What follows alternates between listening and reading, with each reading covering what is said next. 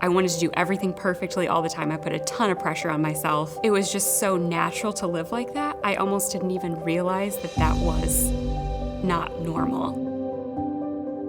I'm Luke.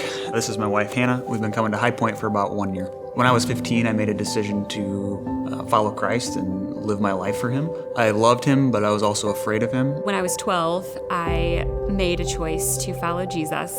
When we grew up how we did, we had all the head knowledge of God. It was more just kind of staying away from everything that was bad. Then you're probably okay. We got married in 2015 and moved up just a few weeks later, and that mentality, I would say, stayed with us for a couple years in our marriage. It really brought us really low and broke us down, and then we started asking questions of our lives and what we believed. We needed community. We started looking for churches, and Highpoint checked every box for us. I think the first time we came was on a Saturday night, slipped in under the radar, probably sat in the back, didn't really know what to expect. It was a huge step of faith.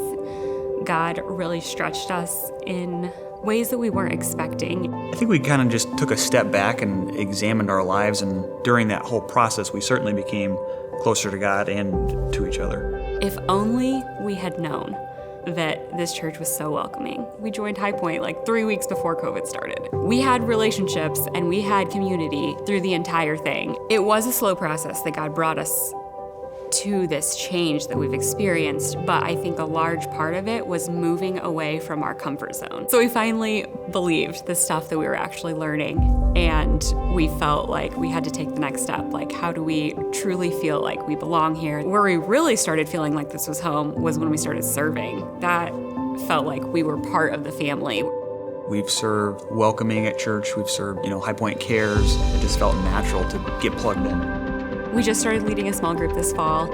That has been really good for us as a couple because we go home and we're like, okay, what do we need to talk about to dig deeper? Just being with some of the other couples who maybe have different backgrounds than we do or grew up differently, it's challenging to hear what they're saying. We're just excited to be able to continue to grow in that and just become closer to Him as much as we can each day.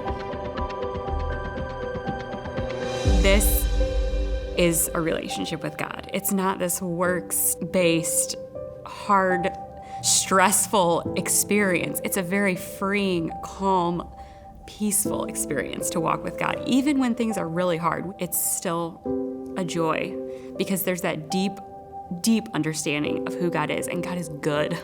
He's a good God.